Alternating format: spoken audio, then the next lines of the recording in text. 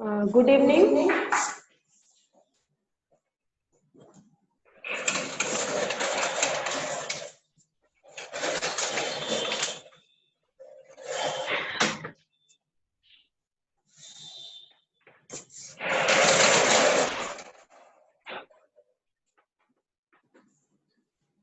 Last class में मैंने nucleus बता दिया था, plasma membrane, cell wall.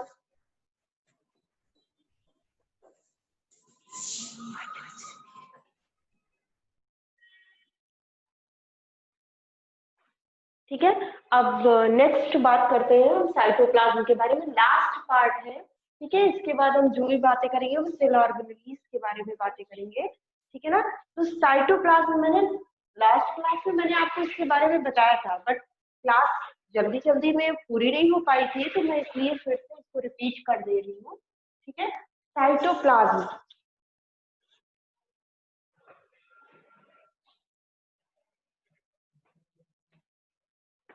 it is the liquid part of the cell. Liquid part of the cell in which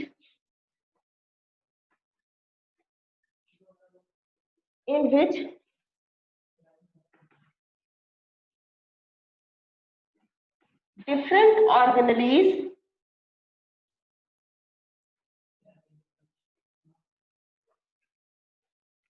float,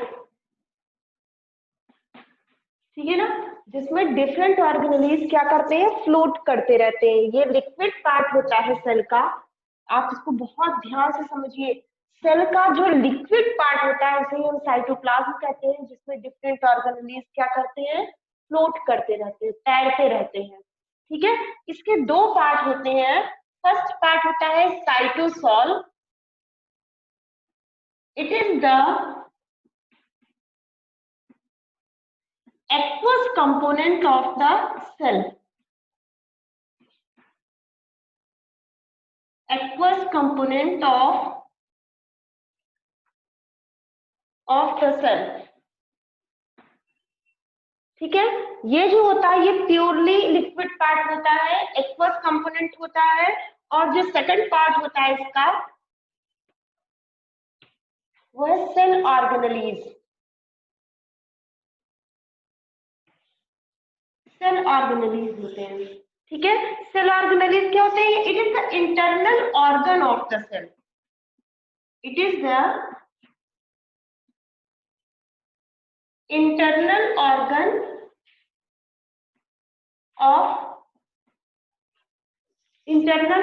of the cytoplasm,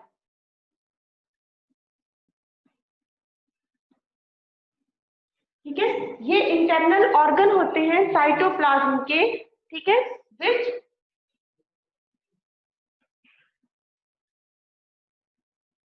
perform different functions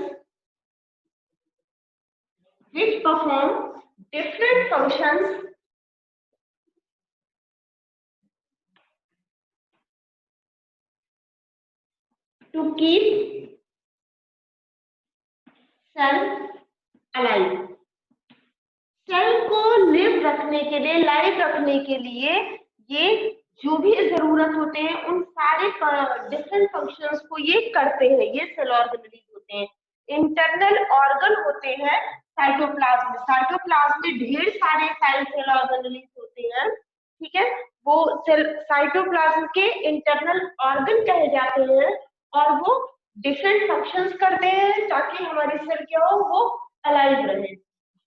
cytosol और cell organelles के बीच का difference आपको clear हो जाना चाहिए। क्या मैंने बताया, साइटोप्लाज्म क्या है। सपोज करिए अगर ये एक सेल है और मैंने कहा था सेल का ये न्यूक्लियस है और ये जितना पूरा स्पेस है, ये पूरा स्पेस क्या होता है, साइटोप्लाज्म कहा जाता है, ठीक है। और इसमें अगर हम ये छोटे छोटे सेल ऑर्गेनेल्स बना दें तो ये तो सेल ऑर्गेनेल्स हो गए, और इनके अलावा ये जो भी चीजें, जो भी एरिया बचता है, ये पूरा एरिया क्या होता है, साइटोसॉल होता है। तो साइटोप्लाज्म के दो पार्ट्स हो गए, एक जो ये खाली एरिया है वो क्या है, साइटोसॉल, और जो इसमें छोटे छोटे ऑर्गन्स आपको दिख रहे हैं वो क्या है, सेल ऑर्गेनेलीज है। ठीक है, ये बिल्कुल क्लियर हो जाना चाहिए, because cytoplasm is the most important part of the cell. ठीक है ना, it is the most important part of the cell. क्यों? क्योंकि इसमें सारे इनविच ढेर सारे, मतलब जिसमें बहुत सारे large number of cell organelles floating हमेशा तैरते रहते हैं। ठीक है,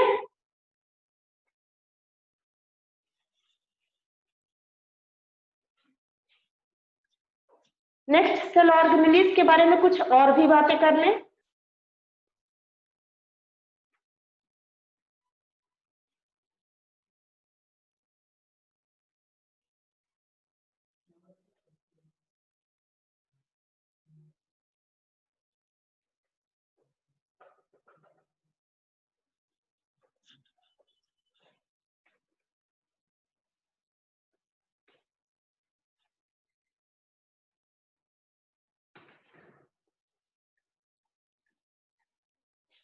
ये क्या होते हैं?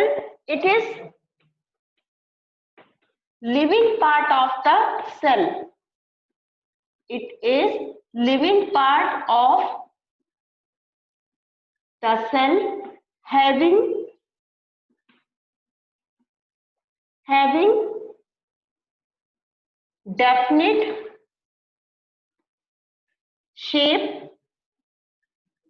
having definite shape, structure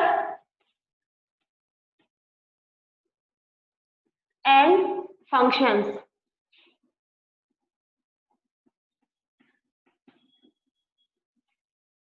Having definite shape, structures and functions to keep cell alive. Okay, क्या लिखा मैंने? ये क्या होते हैं? Cell organelles living part of the cell होते हैं, सेल के लिविंग पार्ट होते हैं जिनका डेफिनिट शेप होता है, डेफिनिट स्ट्रक्चर होता है और डेफिनिट फंक्शन होता है। इट मींस अलग अलग different type of cell organelles perform definite shape, definite structure and definite functions. Okay, ठीक है, for to keep cell alive, cell को अलाइव रखने के लिए जो भी जरूरत होती है, जो भी फंक्शंस की जरूरत होती है, वो सब कुछ परफॉर्म करते हैं सेल ऑर्गेनेलीज। तो आपको वैसे तो टोटल सेल ऑर्गेनेलीज 10 होते हैं, बट आपके कोर्स में 6 सेल ऑर्गेनेलीज हैं और आपको उन्हीं के बारे में स्टडी करना है। ठीक है,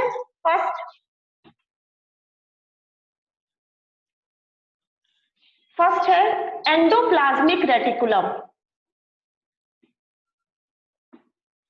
एंडोप्लाज्मिक रेटिकुलम, ठीक है, इसे शॉर्ट फॉर्म में ER से भी रिप्रेजेंट करते हैं। ओके, ये दो टाइप्स के होते हैं और आगे इनके बारे में भी मैं और भी बहुत सारी चीजें बताती हूँ, बट इतना जानिए कि एंडोप्लाज्मिक रेटिकुलम है, इन्हें शॉर्ट फॉर्म में ER से रिप्रेजेंट करते हैं। Next, Golgi apparatus. Golgi apparatus, ठीक है, ये काफी मैच करते हैं ER से। ठीक है, गोल्जी एपरेटस। नेक्स्ट है लाइसोसोम्स। लाइसोसोम्स के बारे में बहुत सारी ऐसी बातें हैं जो जानना बहुत जरूरी है, और साथ में आपको पता भी होगा लाइसोसोम्स को सुसाइडल बैग भी कहते हैं। ठीक है, तो क्यों कहते हैं इनके बारे में भी आगे बात करेंगे। Fourth, mitochondria.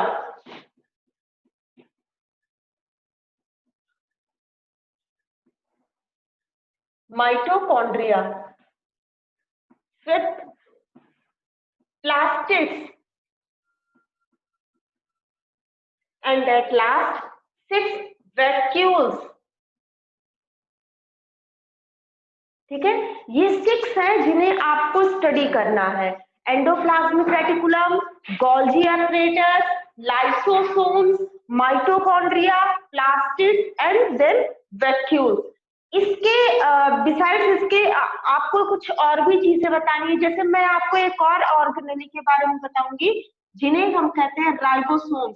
It is the most important cell organelle in the cell. ठीक है, ये बहुत ही इंपॉर्टेंट सेल ऑर्गेनेली है। इससे मतलब अगर मैं इसे नहीं पढ़ाऊंगी तो इसका मतलब है कि मैंने पूरी बातें नहीं बताई, बिकॉज ये सभी से अटैच है। ठीक है ना कहीं फंक्शन में देखा जाए तो राइबोसोम्स का अटैचमेंट हर एक ईच सेल ऑर्गेनेली से है। इसलिए हम इसकी बात भी सबको पढ़ने के बाद इसकी बात भी जरूर करेंगे। ठीक है, तो आप ये समझ के रखिए कि आपको कितना पढ़ना है। आपको टोटल 7 सेल ऑर्गेनेलीज के बारे में स्टडी करना है। ठीक है, तो उससे पहले हम ये देखेंगे कि ये सेल ऑर्गेनेलीज सेल में किस प्लेस पर कहाँ पर प्रेजेंट होते हैं। तो सबसे पहले इनकी हम पोजीशन देखेंगे। इसके लिए हमें प्लांट सेल और एनिमल सेल के बारे में देखना है। ठीक है, तो पहले हम प्लांट सेल और एनिमल सेल का फिगर देखेंगे और फिगर देखने के बाद तब फिर हम ये सारी चीजों को एक एक को डिस्क्राइब करते हैं विद फंक्शन, फंक्शन के साथ में। ओके,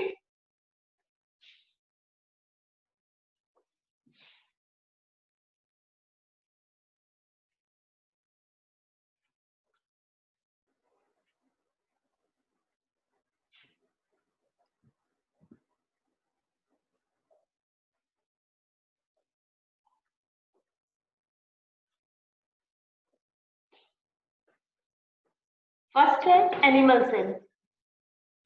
मैं एनिमल सेल का यहाँ पर फिगर बनाती हूँ और आप ध्यान दीजिएगा कि क्या क्या चीजें जिन 6 या 7 सेल ऑर्गेनेली के बारे में मैंने बताया है, ठीक है, वो कहाँ कहाँ पर प्रेजेंट है। ठीक है, तो सेल ऑर्गेनेली का फिगर कुछ इस तरीके का होगा, खासकर एनिमल सेल का।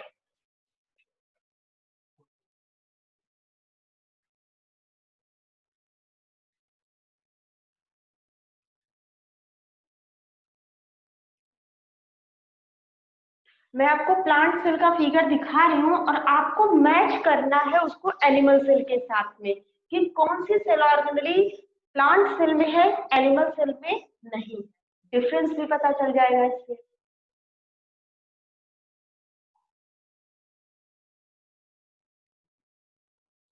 देखिए, और उसके बाद जब मैं एनिमल सेल बताऊंगी तो मैं क्वेश्चंस पूछूंगी। Okay, yes ma'am. Yes ma'am.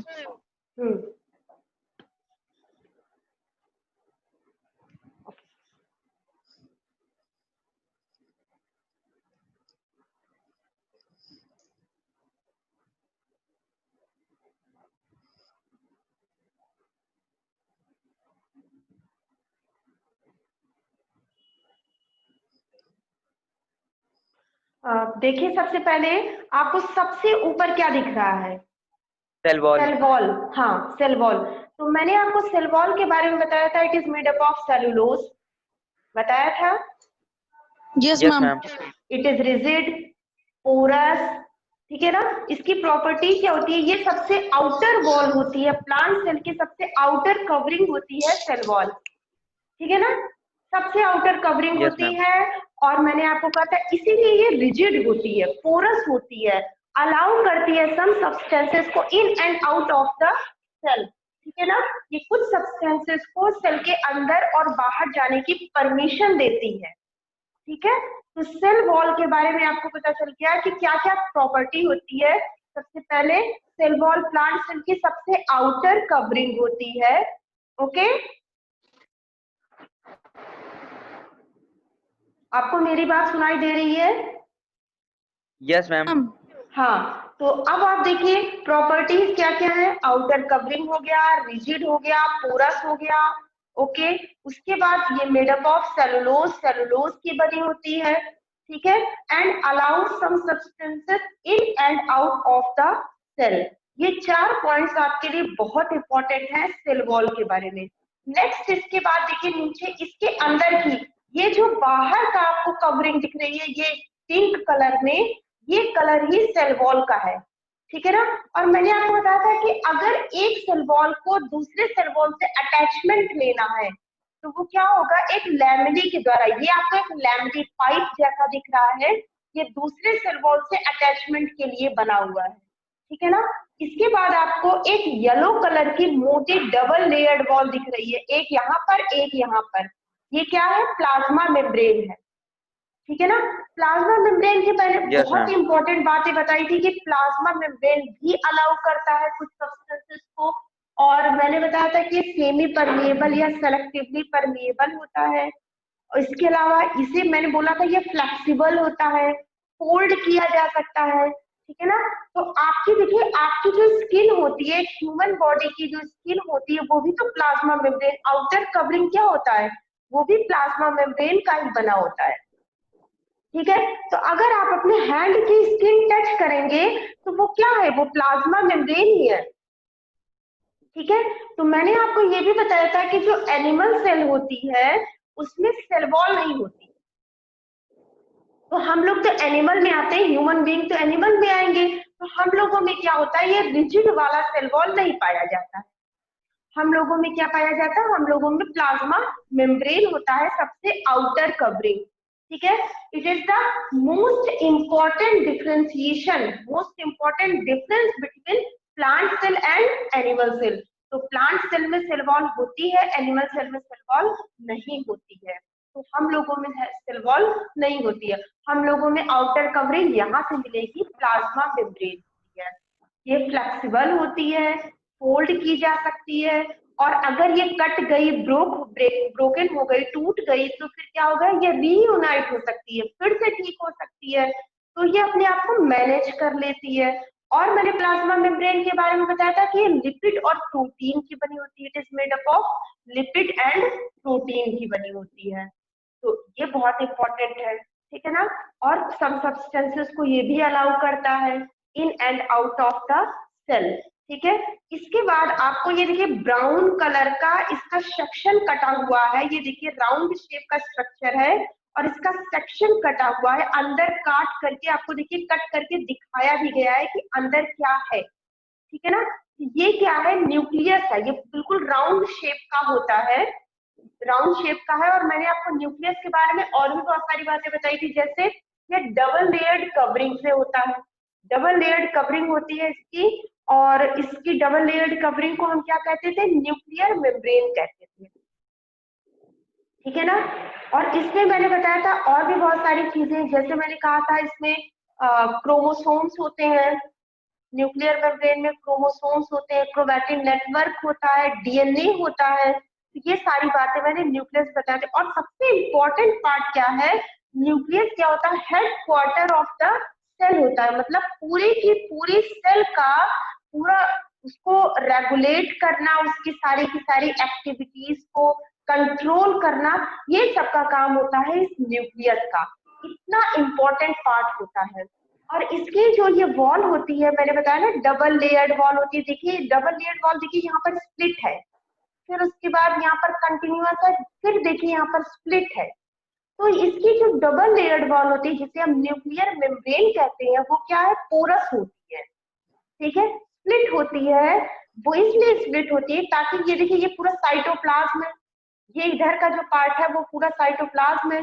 तो साइटोप्लाज्म से कुछ भी सब्सटेंसेस को इन एंड आउट न्यूक्लियस में होता रहे, इसके लिए ये जो न्यूक्लियर मेम्ब्रेन है ये क्या होती है? पोरस होती है, ठीक है ना। स्प्लिट होती है, जगह जगह पर क्या होती है? टूटी हुई होती है, और ताकि जो सब्सटेंसेस है वो अंदर से बाहर आ सके न्यूक्लियस में, ठीक है। ये पूरी सेल हो गई, आपको देखिए न्यूक्लियस के बारे में बता दिया। और इसके जो बाहर का पूरा एरिया है, ये साइटोप्लाज्म है। साइटोप्लाज्म में आपको देखिए जगह जगह पर आपको क्या दिख रहे हैं? अलग अलग प्लेसेस पे सेल ऑर्गेनेलीज है, और जो ये स्पेस दिख रहा है, यही आपका जो स्पेस है, ये साइटोसॉल होता है, ठीक है। अब देखिए इसके बाद आपको ये ब्लैक टाइप का छोटे छोटे स्मॉल स्ट्रक्चर दिख रहे हैं, ये क्या है? लाइसोसोम है। लाइसोसोम होता है, बहुत ही छोटा होता है, और इसे हम सुसाइडल बैग बोलते हैं, मतलब ये खुद ही सुसाइड कर लेता है। इसका रीजन मैं आपको आगे बताऊंगी कि ये खुद कैसे सुसाइड कर लेता है, इसका रीजन क्या होता है, इसका फंक्शन क्या होता है, ये सब के बारे में आप आगे पढ़ेंगे, ठीक है। उसके देखिए ये पैरेलल स्ट्रक्चर आपको दिख रहा है, काफी पैरेलल स्ट्रक्चर दिख रहा है ना, ये क्या है? आपका गोल्जी एपरेटस है, इसे हम गोल्जी बॉडी भी कहते हैं, ठीक है ना। ये इसका फंक्शन भी काफी एंडोप्लाज्मिक रेटिकुलम से मैच करता है, ठीक है, ये हेल्प करता है एंडोप्लाज्मिक रेटिकुलम की। इसके बाद देखिए, अब देखिए आपको ये देखिए क्लोरोप्लास्ट दिख रहा है, ये प्लास्टिक का ही टाइप है, प्लास्टिक के कई टाइप्स होते हैं, उसका एक टाइप है क्लोरोप्लास्ट। ये क्लोरोप्लास्ट है, ये बना हुआ है, यहाँ पर है, ठीक है, ये कई सारे क्लोरोप्लास्ट पाए जाते हैं, ठीक है। इसके बाद नीचे अभी मैंने एंडोप्लाज्मिक रेटिकुलम के बारे में बताया, ये गोल्गी अपरेटस उसकी हेल्प करता है। तो ये है एंडोप्लाज्मिक रेटिकुलम, जो कि अटैच होता है न्यूक्लियर मेम्ब्रेन से। न्यूक्लियस की न्यूक्लियर मेम्ब्रेन से ये देखिए अटैच है, पैरेलल स्ट्रक्चर्स होते हैं और ये सारे अटैच होते हैं। ये देखिए यहाँ पर भी अटैच है, ये पूरा का पूरा ये एंडोप्लाज्मिक रेटिकुलम ही है, ठीक है। इसी पर जिन राइबोसोम्स के बारे में मैंने आपको बताया था, वो राइबोसोम, ये देखिए मैंने यहाँ पर राइबोसोम अलग से दिखाया है। राइबोसोम्स क्या होते हैं, इसी पर दानेदार एकदम जो है स्ट्रक्चर्स होते हैं, और वो देखिए बहुत छोटे छोटे दाने यहाँ पर अटैच है, यही है राइबोसोम्स। सारे के सारे दाने जो होते हैं इस पर क्या होते हैं, स्टिक होते हैं, चिपके हुए होते हैं, ठीक है। और इनके फंक्शन के बारे में आगे मैं आपको बताऊंगी, मोस्ट इंपॉर्टेंट फंक्शन। आपको जैसे जैसे मैं बताती जाऊंगी तब आपको पता चलेगा कि कितनी इंपॉर्टेंट बातें, सारी की सारी बातें हमारे सेल में होती हैं। इसीलिए अगर सेल नहीं होता है तो हम अलाइव नहीं होते हैं, ओके। अब देखिए इसके बाद आपको देखो ये पिंक कलर का स्ट्रक्चर दिखाई दे रहा है, यहाँ पर है और ये यहाँ पर है, यहाँ पर है। तो ये क्या है, ये माइटोकॉन्ड्रिया है, ठीक है, ये माइटोकॉन्ड्रिया है। और ये प्लूरल फॉर्म में है क्योंकि कई सारे हैं, तो हमने यहाँ पर माइटोकॉन्ड्रिया लिखा है। बट अगर ये सिंगुलर फॉर्म में हो, मतलब अगर सिंगल माइटोकॉन्ड्रिया हो, तो उसे हम क्या कहते हैं, माइटोकॉन्ड्रियन। लास्ट में ओ एन लग जाता है, यहाँ पर लास्ट में एक ही प्लेस रिप्लेस करके ओ एन लगा देंगे तो सिंगुलर फॉर्म हो जाएगा माइटोकॉन्ड्रियन, ठीक है। और ये जो आपको पूरा का पूरा जगह दिख रही है, स्पेस दिख रहा है, ये क्या है आपका साइटोप्लाज्म है, ठीक है। तो ये आपको प्लांट सेल तो क्लियर हो गई होगी, मैंने बता दिया सबसे बाहर क्या होता है, सेल वॉल होते हैं, उसके बाद प्लाज्मा मेम्ब्रेन होता है, उसके बाद बीच में आपका न्यूक्लियस होता है, और ये बहुत बड़ा सा स्ट्रक्चर मैंने आपको दिखाया वैक्यूल, ठीक है। ये बहुत ही खाली स्पेस होता है, लेकिन मैं आपको बताऊंगी कि बिल्कुल खाली नहीं होता है, यहाँ पर भी कुछ ना कुछ पाया जाता है, प्रेजेंट होता है। तो उसके बारे में बात हम बाद में करेंगे, जहां जब वैक्यूल्स का नंबर आएगा तो हम वैक्यूल्स के बारे में भी बताएंगे, ठीक है। तो इससे आप इसे अच्छी तरीके से रिवाइज कर लीजिए, स्क्रीनशॉट ले लीजिए, ये फिगर आपके लिए बहुत इंपॉर्टेंट है। और इसके बाद मैं नेक्स्ट डे आपको एनिमल सेल का फिगर दिखाऊंगी, और एनिमल सेल और प्लांट सेल में डिफरेंस पूछूंगी कि कैसे क्या क्या चीजें एनिमल सेल में है और प्लांट सेल में नहीं है। तो फर्स्ट डिफरेंस तो आपको यहीं से मिल गया कि एनिमल सेल में सेल वॉल नहीं होती, क्योंकि सेल वॉल रिजिड होती है। हमारी बॉडी अगर रिजिड हो, हमारे हाथ पैर अगर फोल्ड ना हो पाए, तब तो बहुत प्रॉब्लम हो जाएगी। इसलिए हमारे पास सेल वॉल नहीं होती है, हमारे पास आउटर कवरिंग क्या होती है, वो प्लाज्मा मेम्ब्रेन होती है। न्यूक्लियस के बारे में मैंने क्या बताया, हेडक्वार्टर ऑफ द सेल होता है, और हेडक्वार्टर ऑफ द सेल होने के साथ साथ ये पूरे के पूरे सेल की एक्टिविटीज को कंट्रोल करता है, ठीक है ना। इसमें क्रोमोसोम्स होते हैं, डीएनए होते हैं, ये सारी चीजें क्या होती है, हमारे हमारे बॉडी के इंफॉर्मेशन को, हमारे जो है बॉडी के इंफॉर्मेशन को नेक्स्ट जनरेशन तक ले जाती है। लाइसोसोम के बारे में मैंने क्या बताया, सुसाइडल बैग होता है, खुद ही सुसाइड कर लेता है। और गोल्गी अपरेटस क्या होता है, ये हेल्प करता है एंडोप्लाज्मिक रेटिकुलम की। अब एंडोप्लाज्मिक रेटिकुलम का जब आप वर्क पढ़ेंगे तब समझ में आएगा कि गोल्गी अपरेटस कैसे हेल्प करता है। और क्लोरोप्लास्ट, आपने क्लोरोप्लास्ट के बारे में पढ़ा होगा या सुना होगा कि क्लोरोफिल ग्रीन कलर होता है, प्लांट में ग्रीन कलर पाया जाता है, वो ग्रीन कलर के होते हैं, ग्रीन लीफ होती है, तो वो सब कैसे होता है, तो क्लोरोप्लास्ट के कारण होता है। तो ये भी मैं आपको बता दूं, तो प्लांट तो ग्रीन होते हैं, एनिमल तो ग्रीन नहीं होते हैं, तो इसलिए एनिमल में क्लोरोप्लास्ट भी नहीं होगा, ठीक है। तो एनिमल सेल में आपको क्लोरोप्लास्ट भी नहीं मिलेगा। तो दो ऐसे पॉइंट्स आपको मिल गए जो कि एनिमल सेल में नहीं पाए जाते हैं। फर्स्ट है ये फर्स्ट था आपका सेल वॉल और सेकंड आपका हो गया क्लोरोप्लास्ट। Chloroplast. यस, और एंडोप्लाज्मिक रेटिकुलम के बारे में मैंने बता दिया। ओके, अब नेक्स्ट एनिमल सेल बताऊंगी तब क्लास।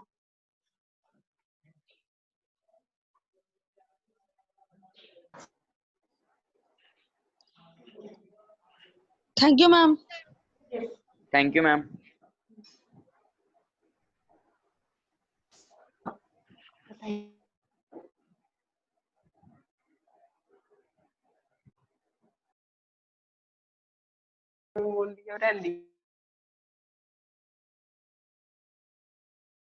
Ma'am.